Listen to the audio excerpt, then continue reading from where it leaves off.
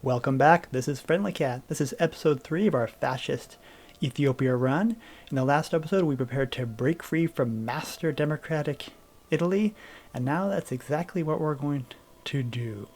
We're going to keep an eye on the rest of the world. We've been focused so much on ourselves, but now we kind of see what else is going on in the world, particularly as it resolves our potential Lend-Lease partners. Okay, we've got a communist Greece.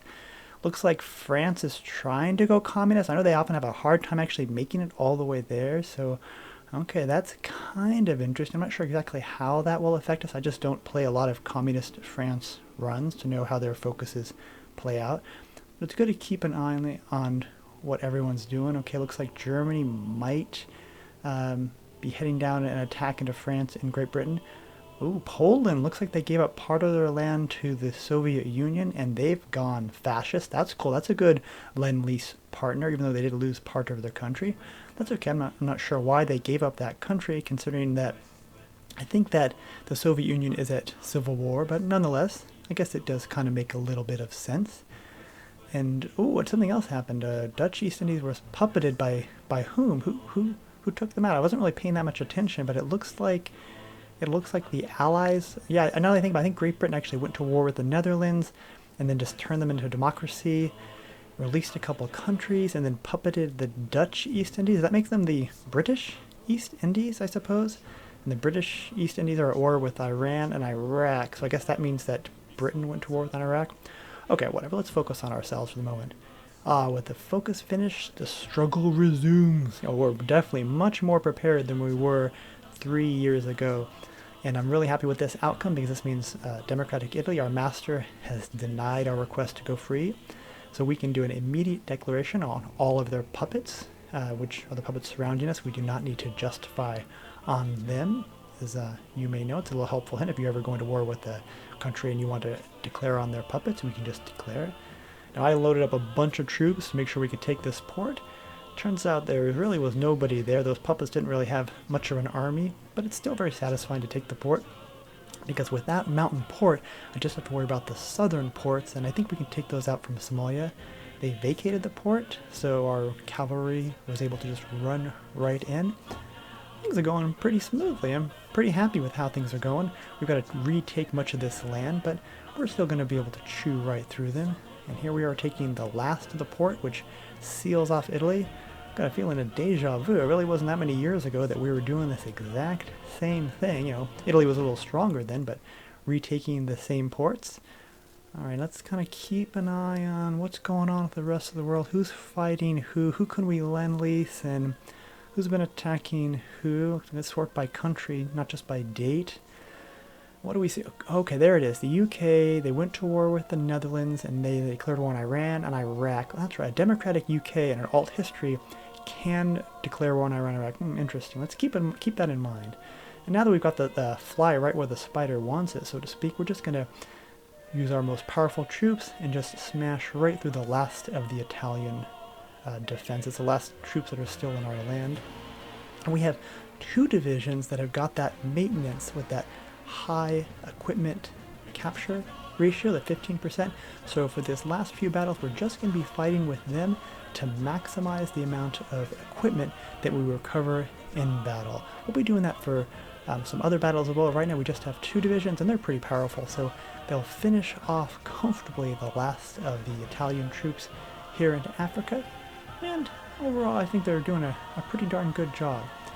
Ooh, Hellas. Oh, that's Greece. So Greece, communist Greece declared war on Bulgaria. You'd think Bulgaria has a good chance of defending this, but I'm not sure. I'm not sure if they were prepared this early. They got quite a few negative modifiers. As Reclaim the Empire focus finishes, that permits us to re-core some of our land. Those 3 states that started off as Ethiopian cores, we lost them along the way. And so by taking that focus, we can now pay political power to re-core them. We don't quite yet get to core everything at Somalia, and Eritrea will remain non-cored, but later on we will take a focus that allows us to core those states and others as well. Well, we definitely will be lend-leasing. We've been lend-leasing throughout this run. We're going to continue to lend-lease to help with our production, and we also improve relations with countries to ensure that they stay high enough that we can continue to lend lease all of those necessary war materials. It's time to justify on Iran. Feel free to pause the video if you want for a second to think, why would we want to justify Iran? How does that help us? We can't really attack them. Well, this is our Scout Motorized Division, so we're going to be using this in our upcoming wars, particularly as they race across the desert, across the forest and jungle. Not that helpful, but through desert, they're going to be particularly helpful. After we completed the focus that upgrades our leader to its maximum level, we will then continue on to the final focus in our, or at least the final important focus on our little fascist tree, which permits us to claim other states near us and also core them when we control them. Oh, I think I missed this declaration too. Looks like after Greece defeated Bulgaria, they joined with Yugoslavia and then declared on Hungary. Ooh, I don't think Hungary's going to hold out very long. Wow, really Greece is really going on a roll there. Good job, little Greece. With the justification of Iran complete, let's declare war, and guess what do you think will happen next? Go ahead. Guess. That's right. If you guess they would join the Italian faction, that would make sense. I'm at war with Italy. Iran can join the Italian faction, and that's a huge step, because if they join the Italian faction, Iran will then join Italy, call Italy in a war against Great Britain, which puts us in a very nice place.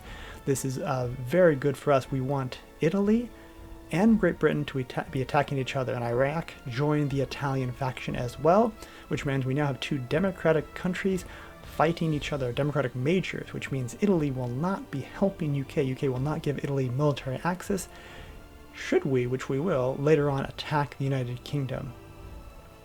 Now we're going to go after one more country to help us out when we defeat the UK, but first we'll put troops around their territory, and we will offer military access, not to Order 66 them or reverse Order 66 them, but just to make them as friendly as possible when we justify on France. Now by now that the gig is up, it's very clear we're going to justify in France with the goal of them joining the Italian faction. Australia actually left the Allies. I guess they came back. Like, I don't know what Ethiopia's up to, but we need to rejoin that faction. And once we declare on France, since again we are not yet at war with Great Britain, but we are at war with Italy, and Italy has its own faction, we're going to smash into France rather ineffectively. We're going to force retreat balances, but France will now join the Italian faction. And if they join the Italian faction, that's right, they will then go to war with Great Britain, which puts three democratic majors at war with each other, Italy and France together against Great Britain, which again makes it that much easier when we decide to attack Great Britain. Right, this is perhaps one of the most important parts of Lend-Lease, or the economy, and that is blocking off sea zones. I've already blocked out the Eastern Med north of Suez so that Italian subs can't bother us. And now I'm going to start to block off parts of the rest of the world so that French subs are less likely to bother us.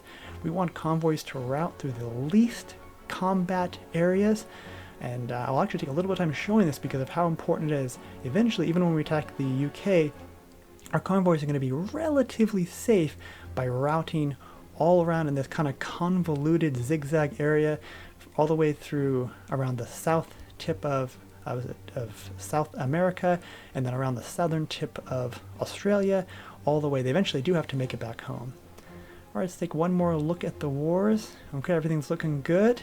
I think we're just about ready to break out of Ethiopia and start capturing the rest of our states. Great Britain's already shown they're an aggressive nation attacking Iraq and Iran, and Netherlands as well. I can't trust them to leave us in peace in our own little land. In one way or another, we're still going to have to finish off Italy.